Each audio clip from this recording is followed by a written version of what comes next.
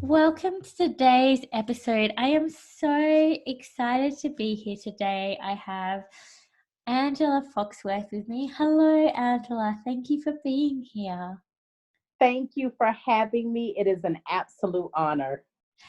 I'm so happy you are here. And I would love to start with you just introducing yourself and telling us what your legacy is. Okay, so I am Angela Foxworth, aka A Fox. I am currently a television talk show host for Xperienc On Demand television. I am the reigning Mrs. Georgia Woman US Majesty 2020. I am a red carpet celebrity host. I am also a now three-time international best-selling author, which I am very excited. I have three books. Two of them are book collaborations, which is Pray, Slay, and Collect. And then our most recent international publication, which is Women Win. And my personal journey, which is The Pain Behind the Smile. And that is my own, separate story of my life. And it is the first book of a three-part series. So I'm really excited, and that's pretty much what I do. I'm also a chief correspondent for a new magazine publication called Too Savage International Magazine. So I'm just the question is, what don't I do? I love doing what I do. Okay. Amazing. So many accolades and doing so many incredible things. Thank you. It's amazing. So, how did you come to be where you are today? Well, it's definitely been a journey for me. So I didn't start out like, with being super young and starting out living my dreams. Since I was 11 years old, I wanted to be a talk show host. I used to love Oprah Winfrey. Who doesn't love Oprah Winfrey? Mm-hmm. And I used to imagine myself being just like her. When I was 11, I used to take the, brush, the hairbrush, and I would, pretend that I was interviewing stars as early as 11 years old. But then life happened, and I literally went to high school. And I mean, I did everything. I went to a predominantly white school. And in that school, I like really excelled. I was a varsity cheerleader. I was the second Black to ever be voted to ever be a homecoming queen. I was the first Black to ever be voted most popular. I was in a popular, key club. Anything that was significant, I did it. And I broke a lot of records. And so at 17, I mean, I graduated in 1991, and I thought, oh, I'm on top of the world. My dream was to go to college and to be a journalist. And I wanted to be like Barbara Walters and Diane Sawyer. And I wanted to travel all over the world. And then my second year of college, I got pregnant from Uh-huh. my high school sweetheart. So unfortunately, everything got put on hold. With that being said, it actually catapulted me. I gave birth to my son. It didn't work out with me and his dad. And then 2 years later, I was a single mom. I was in corporate America. And, I was told that if I came to Atlanta was a great place for single moms to be successful, because I was born and raised in Jacksonville, Florida. And at that particular time, they just didn't have the kind of jobs that I would have wanted. And plus the fact that I didn't finish school, so I didn't have a degree to fall back on. I came to Atlanta. I met my husband. We had our second child, which is my daughter, Alicia. And from that point, I just became a mom. I became a wife, and I put every dream that I had aside. So then at 40, I decided, okay, you do a reassessment at 40. It's like you start thinking about, where am I at in life? And, your kids are older at this particular time. So you start to kind of realize, is this where I want to be in life? Like, I was in corporate America. I still didn't feel fulfilled, and just decided I was going through what I felt like was a pre-midlife crisis. Okay. My kids were rebelling. My marriage was in trouble. And I just felt like, I just was not happy. And eventually I decided to, again, do this assessment. And there were two things that I always wanted to do. So I went back to what are those two things? And of course, one was to be the talk show host. And then the other one is I wanted to travel all over the world. So I thought, okay, well, let's start there. Whatever I'm not doing, let me do so that I can do the things that I want to do. And I decided to look up how to travel and became a, travel agent. From being a travel agent, long story short, I literally got kind of thrown into presenting and then bringing people into this travel business. And from that travel business, this lady said, "Oh my God, you have this awesome voice for radio." So she was like, "Would you like to be on a radio broadcast?" And I was like, "Oh my God, I'm so excited. I would love it." So then I go to do a show, and I called the show The Truth of the Matter, because I was going to tell the world the truth about, everything out there, right? So my first show was on Blog Talk, and it was 11 people. But I promise you, I thought I was talking to a million, whatever. I was so excited to have this show. Well, it blossomed and it grew. And then I got picked up by an independent internet station, and it was 108 Praise Radio. I did that for 3 years. The natural progression, I went to a production company and then got blessed with the television network that I'm on right now, which is Xperienc On Demand television. We are in 2 billion households around the world. It is a major television network, but it is brand new and it is independent. So I'm just really, really excited about the journey. But it started with just reevaluating things after 40 years old. And I literally, people think I've been at this for my whole life, but literally I didn't start taking it serious until about 3 years ago. Wow. And Yes, so, and I've been doing all of this since then. what is your show about? Like, what do you Okay. go into? Yes, I actually the show is about inspiration, motivation, and education. So my catchphrase is "Life with a Fox is living outside the box." A Fox is my television radio name, and then I'm always interviewing with a purpose. So my show is about tackling those topics that most people are not comfortable with. So my first 7 shows will be dropping this week, and we're going to be talking about dying to be beautiful, the industry of beauty and how that, is affecting people negatively and positively. We tackled racism. We tackled being the Black man and the Black woman. We have tackled mental health issues. We have tackled the police force and how the training is lacking in mental health. So we go from politics to love and relationships and everything in between. We also had a show, the old school versus new school. So it was like the Generation Xers versus the millennials. It's like, why don't we understand you guys, So, I am in the business of finding stories that I know are going to be impactful and that are going to change lives. That's what I really want. The legacy that I want to leave for myself is that I put it all out there, and I was always an encourager because I believe in encouragement, and so I want to be like a major encourager and just show people that they can do anything they absolutely put their mind to, no matter what. Amazing and so important. I really understand, because for me, it's so interesting because when I was growing up, I wanted to be a TV presenter, and everyone I knew thought that's what I was going to do. And then it kind of just fell apart. I did kind of detoured. I studied radio at school, all this. So, some similar or synchronicities there that I really relate to. And being an encourager, I just love that, because Yes, it's so important. The media, I remember, even like when I was younger, the media is so influential.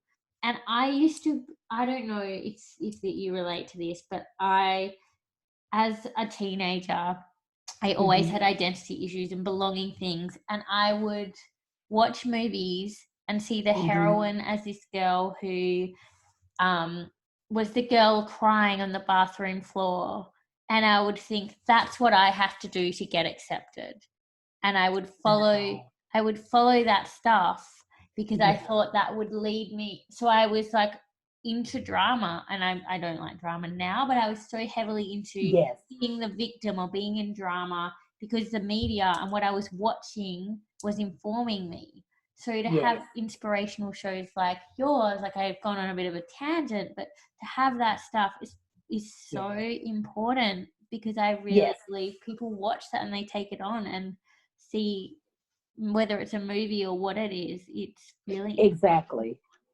And you know what I realize, especially in the times that we're in today, like there are so many people literally that we we literally lead by agendas. So there's so many hidden agendas, and we create movies based on those agendas. We create movies based on so much negativity. There's so much irresponsible media that is out there, and then it always kind of presents a certain image and a certain, picture that they want for us to have for ourselves. And I just feel like there are so many great journalists out there. There's so many great interviewers that are really trying to, just create this positive movement, which is very rare today because you hear about all the negativity. And there's so, especially in the United States, and there's so much. I mean, I mean, even outside of that, we're such a violent country, unnecessarily. And you see it all the time, but you wouldn't even realize how beautiful there's some parts are because we only focus on the negative a lot of times. And so people are ready for the change of responsible journalism where people are, showcasing shows that are impactful and life changing. I love your platform because one of the very basic fundamentals of your show and your movement is self-love. Because if you do not start with yourself, you can't be anything to anybody else. So I love that because people need to hear that. They need to know that they're important no matter what images they see on television, more than they see other images, not to feel like, they are not unique in their own right. Because the world sees beauty as one thing doesn't mean that's what beauty actually is. And so I am so huge on promoting people that do that really make people understand their creative niche and their individuality, and to be proud of that no matter what. Mm. And it does. It really starts with you. Everything starts with you. If you can show up and you can be successful, but if you don't love yourself and you're doing that, then you'll Yes. probably burn out, or something's like, it's not going to be authentic, and there's going to be something missing, and it will come through in some way, whether it's burnout or whether it's emotional Yes. trauma, like, so it really does. Self-love is so foundational. It's why I'm so Yes. passionate about it, because it underpins everything. So yeah, I really appreciate you saying that, and I'm so Yes, happy ma'am. you're here today. It's really interesting what you said about America being violent, because I lived in America for nearly a year. My dad's originally American. I have this deep love for America. I Do you? I love it so much, and I actually felt more acceptance over there than I ever felt in Australia. I Really? I remember being in, maybe Wow. it was, I mean, I lived in California, but I remember Oh, well, being, that's why. but I Yes, remember being, California is a melting pot. Yes, yeah, but it I is. remember being, I spent a lot of time in Arizona because my family's there, and then Yes. even and in New York, which is so multicultural. I just Yes. felt this sense of belonging that was not put into words. It was just the way people looked at me. It was different, and it was so interesting. But I have such a deep heart for America. It Yeah. feels like home to me in my heart, even though I don't live Yeah. there. Um, And I think that's so funny because our experience, especially being a people of color, it is so different in America for us. We're mhm, not looked at as the, accepted group. We have had so many disadvantages that have happened for our mm, culture. Propaganda always to other countries makes us be like the negative group that is actually depicted. Anytime I've gone out of the country and I've been somewhere, their ideal of who Black people are in America is so skewed.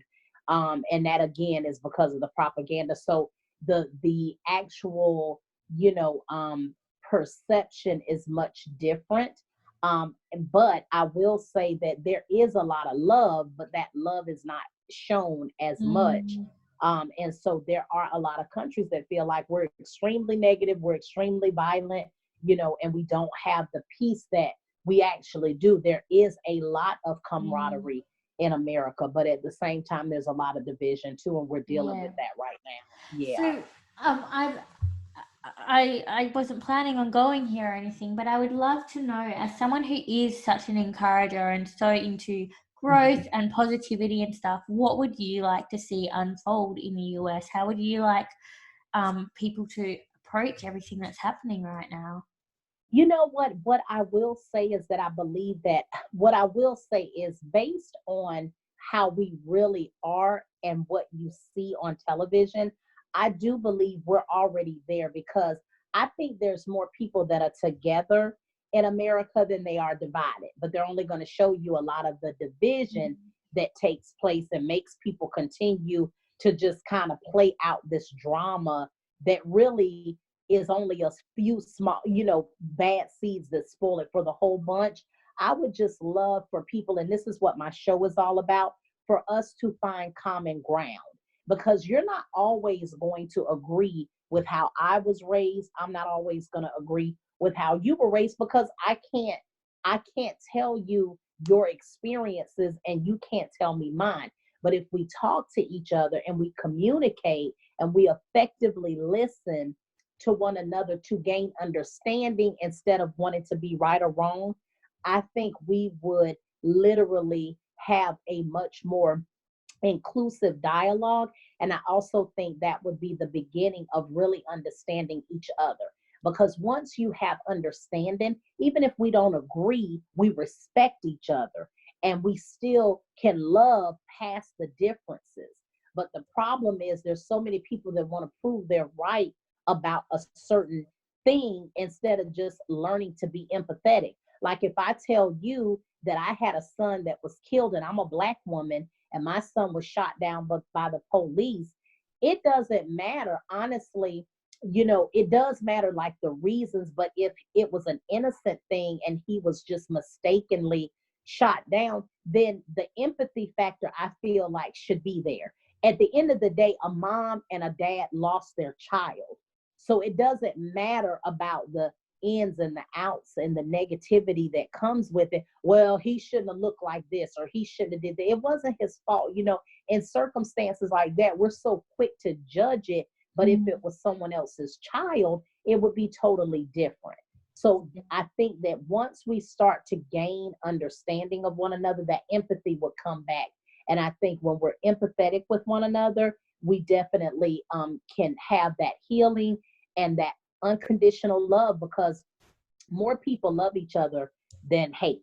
They really do. So true. And that right and wrong thing, that landed so deeply because everyone is so many people are trying so hard to prove they're right, and the Yes. rightness comes into like even in our everyday households, like being right Yes. with your partner or your kids. One of us Yes. has to stand up and be right. What would happen if we just let that go? Yes. Yes. Gain understanding and not the pride of, oh, I was right about this and that. Because some of these things are relative. Really, it's no right or wrong. With some things, it literally is where someone came from, and that is their truth. It doesn't matter that you can always help change someone's mind just with the love in your heart. You know what I mean? And so if we just if we really focused on again gaining understanding, I think it would help so much. We don't effectively communicate as a people sometimes. We just don't. No, we really don't. And something as simple as like maybe making a commitment to being a peaceful resolution and standing in that commitment to peace. And that Yes, doesn't mean letting go of boundaries or anything. It means correct. coming in with love and That's right. listening from your heart, you know? Yes, ma'am. Yeah, it's so much in this. I just love it. I absolutely Me too. um and so I mean, I know originally I was interested. I was looking over what our like topic was going to be, and we kind of went into like overcoming trauma for success, and we Yes, kind of diverted a little bit, which is yes. great. I love it, and I love where this conversation's been going. And I would love also for you to share a little bit about what that means to you. Okay, so in my book, The Pain Behind the Smile, that really is my true story. And for that particular book, it chronicles my childhood from age 6 to 15.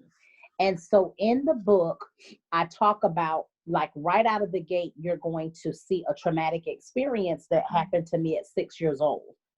From six, you're going to see another tragic event that took place um, at 15. There were little things in between that time before this big, huge event happened that really changed just a lot of things for my life at 15.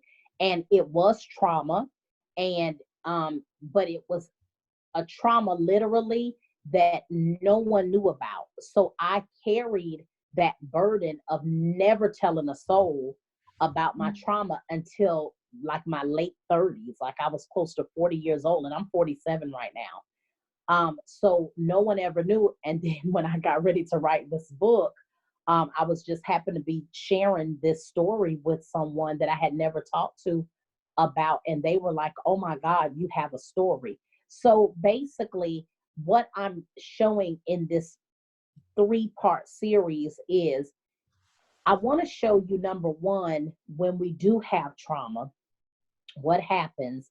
And then I want to take you on a journey with me in my next 2 books to really show you when that trauma is unresolved, how it finally comes out in your life. Because it's either going to come out negative or positive, just depends on, how you take it. So overcoming trauma, I will tell you, is so critical in the success of your life, in being a whole, complete person. Because what I tell people, you can be successful even if you don't deal with the trauma. It doesn't mean you're going to be whole and complete. There's a big difference, because there's a lot of broken, successful, rich people, who have not dealt with any kind of trauma in their life. That trauma is going to come out, something is going to trigger it, and it's either going to be catastrophic or it's going to be something that is going to change your life for the better. So I'm here to encourage anyone that has been through any kind of major trauma that it can change your life for the better. So I use this as like a testimony to help young girls who may have experienced what I've gone through. It was sexual trauma. And then from my 6 year old, without giving too much, that was also a very traumatic experience, but it made me who I am today. And so that's why I am so empathetic. And I also talk about like self-esteem in my book, because when I was growing up, I wasn't a big girl at that time, but my mom was very small. So she always compared me to everybody. And she loved me, but her way of, like, you need to lose weight is because I was 141 pounds, she was 112.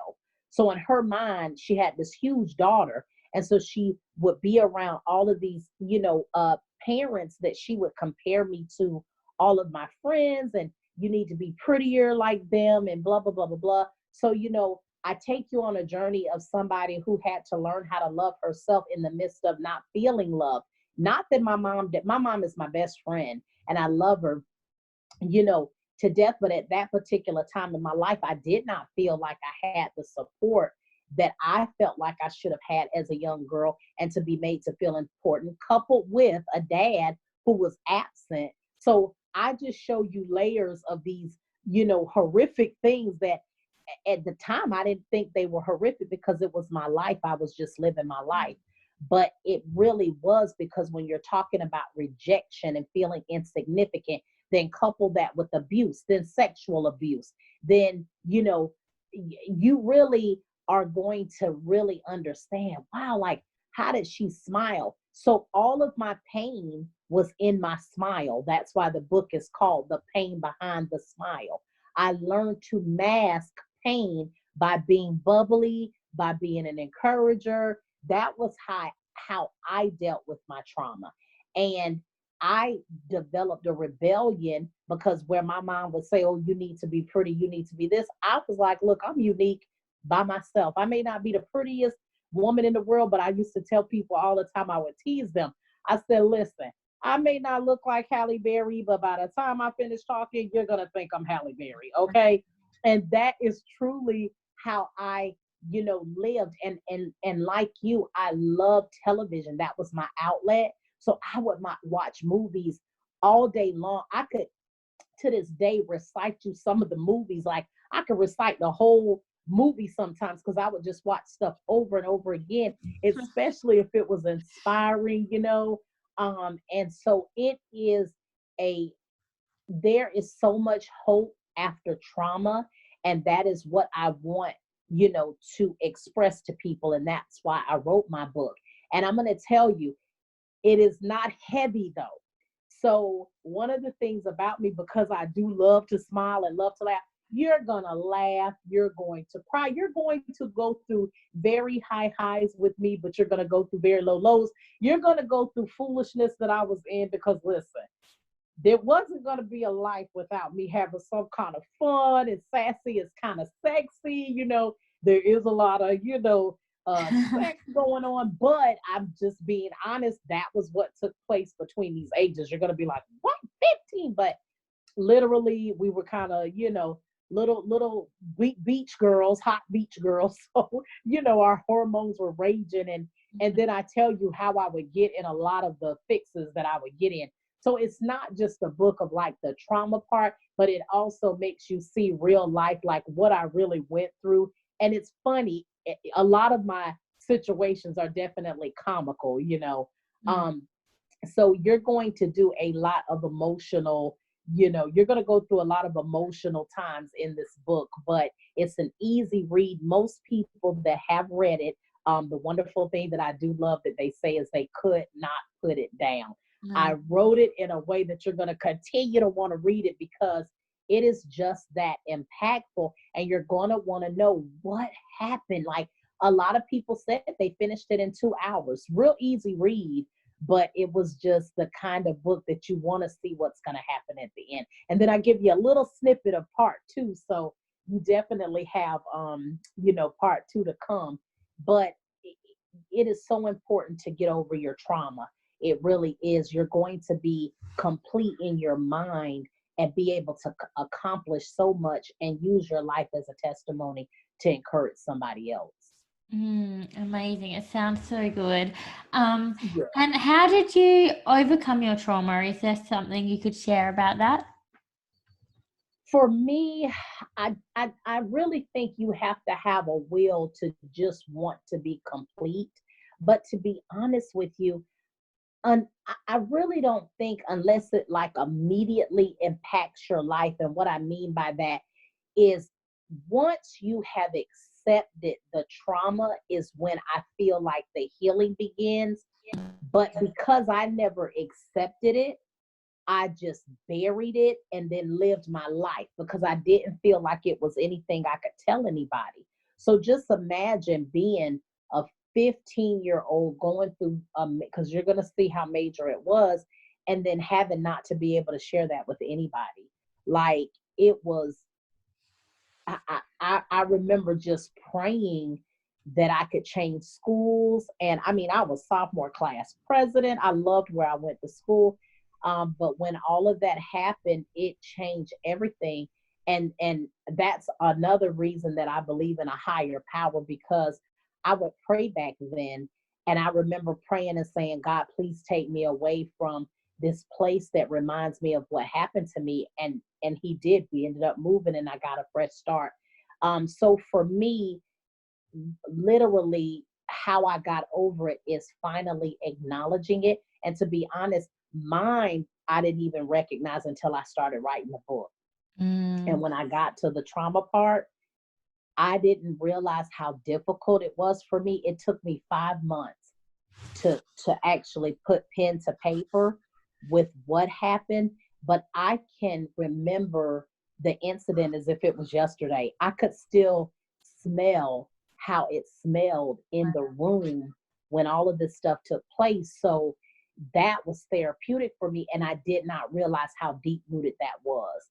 So I had to really, acknowledgement is the first thing. And that's so painful for a lot of people. But the encouragement is, once you acknowledge it and you release it and you let it go, then the healing process will really begin, and you'll start to dig deep into, how that did affect relationships in your life, and how you feel about yourself, and why, like, I disconnect very easily. Well, I never realized that was a defense mechanism for me. I'm not gonna um allow anybody to control me ever again. So I didn't realize there were certain things I was doing in my life that stemmed from that trauma. Yeah, Yeah, amazing. And I like writing is so healing. Just it writing is. alone is such a healing process. So It it's really is. beautiful that it all, like, that was such an integral part of that healing Yes. for you. Yes. And 15, that is such a vulnerable age. There's so much happening It for a is. 15-year-old anyway, even without trauma. So Yes. Yes. that it's I can't believe I got through it. When I think about that, but that's where you realize just how strong you are. And that's what you got to give yourself credit for. Because if you have experienced trauma and you're still waking up every day trying to deal with life, you're stronger than you give yourself credit for. That's a win, because what happened is, no matter what, they didn't break you. And that is what you have to remind yourself. No matter what the enemy meant for bad, God is always going to turn it around for your good. And so that is the encouragement that you should have for yourself. It is courageous to get up from having something robbed from you in your life. And sexual trauma is even more catastrophic in the sense that it's so personal, Mm. and our bodies are so, there are private temples.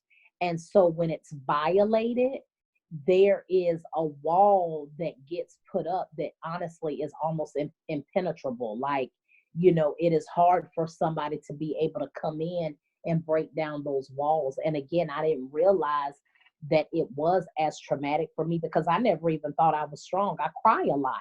So I used to think, oh, I'm just a big wussy. I cry about everything. I'm sensitive or whatever. But honestly, people, when they, give an assessment, they're like, oh my God, like, you don't let anything phase you. You're like so strong. And I just realized those were all defense mechanisms that I used to survive, Mm, you yeah. know? And we store trauma in our body. So, it's like sexual trauma, it's like energetically stored and like It is. suppressed. It And it's, is. yeah, Yes. it's just been just such a really deep conversation. I'm so grateful for it. I, Thank I you. just really love talking to you. Um, Thank you. Me, I love talking to you. And I've I just wanted, before we kind of wrap things up, I forgot. Okay. I have a question that I love to ask everyone Okay. at the start, but I forgot because I was so just into it. So I want to ask you now. It's Okay. really simple, but how do you start your day? Okay, so each and every day, I would say the first thing I do get up and I do thank God. I just say, thank you for helping me wake up this morning. Thank you for helping me start my day.